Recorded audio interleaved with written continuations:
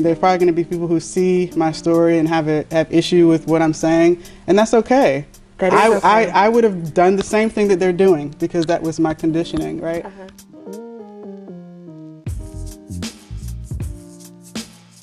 Yeah. So as you've traveled to other countries and different places, and how do you see religion now? Because everywhere we go, it's something different. It is.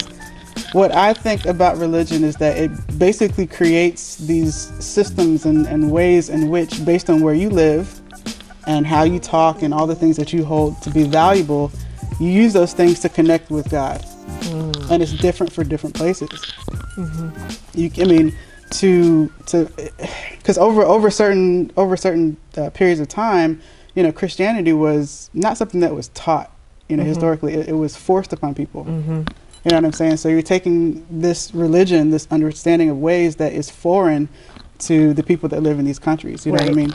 But nevertheless, where religion does exist, I just see it as a way that people can connect with God. Okay. It can be very good in that way to give you that safety, but I think it also holds a lot of people back out of that fear, out of like, well, if I do something outside of this, by virtue of talking to another person who doesn't look like me, or, maybe reading about another God or whatever, is going to kick me out of my religion or make God upset with me because I go. That's where it becomes this going to punish me. Yes, this punishment of seeking outside of that religion. So it's that I just see it as a way to connect to God, and the ways to teach based on culture and based on different geographic origins, all this kind of stuff. How we develop ways to teach it.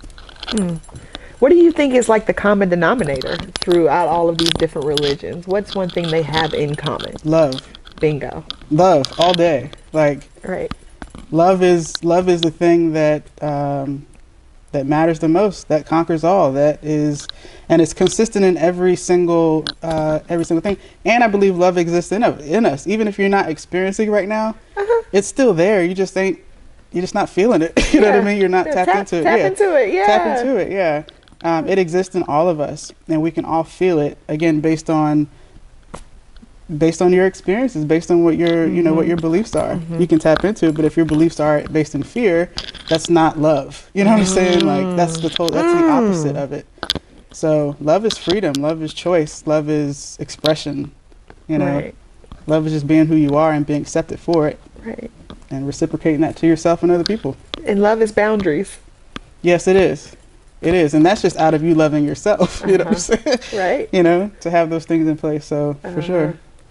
Jesus, everything that was taught in the Bible, in the Word, mind you, I haven't really honestly picked up the Bible in a long time. Okay. In a long time. And that's weird to say because I used to carry it around to the grocery store. Okay. It's totally different experience. But what it is now is like when I do see scripture or hear scripture, I see it and experience on a different level. Okay. Because, when, for example, Jesus said, the kingdom of heaven is within you. We just talked about that. He ain't saying nothing that, other people have not said, and that is not also true. You know what I mean? The fact that he stood out, he was a rebel. There was a lot of things that Jesus represented that I think we all are trying to achieve. Like, we don't necessarily, in my opinion and my belief is like, we're after what Jesus had. Jesus had this amazing connection with that power that even to the extent, I mean, this is an extreme case. Somebody's beating your face in and whipping you with chains and glass and stuff like that, and you're praying for them.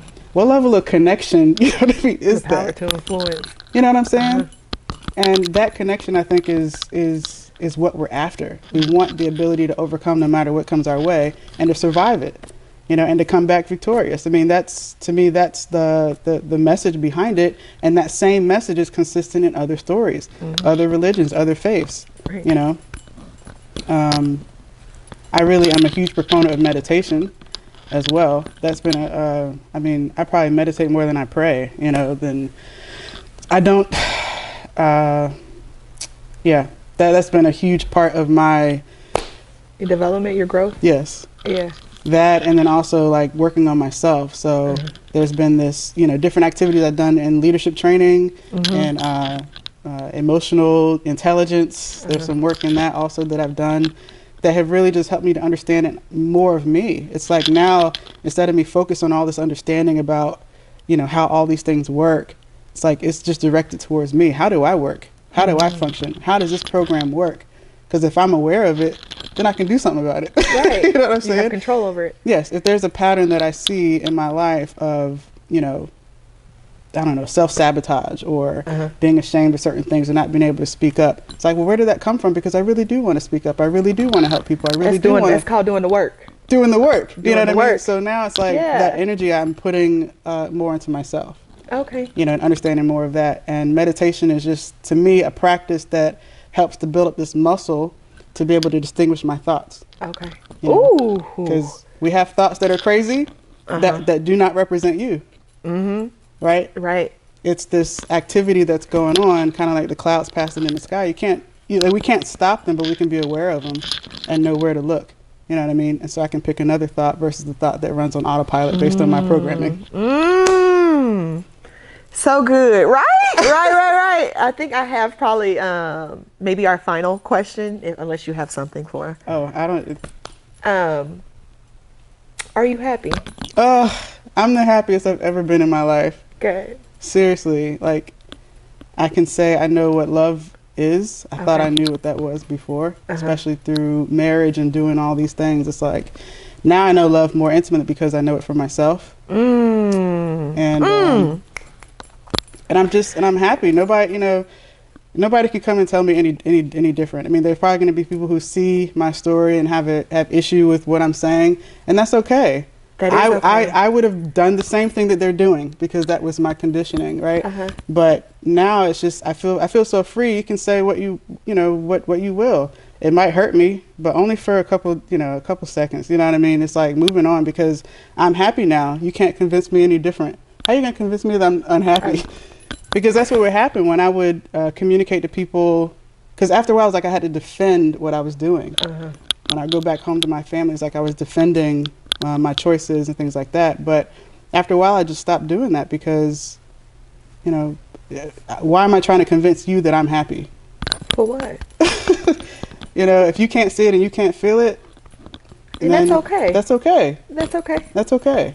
Yeah. But I don't have to defend me being happy. It's okay for me to be happy.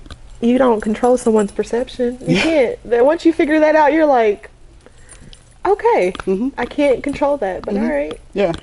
I don't think talking to you and being right here, I don't think how anybody could have a problem with what you're saying.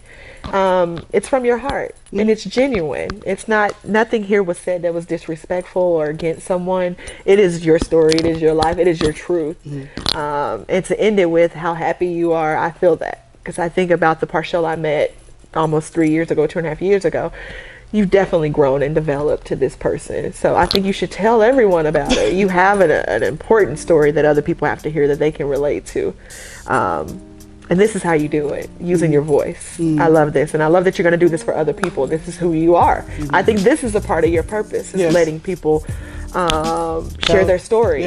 And you get to video it. And it's without judgment. Right. You have one of the kindest hearts I know. Oh, everybody loves you, just because you're relatable. You're easy to talk to. So sure. Thank you. No problem.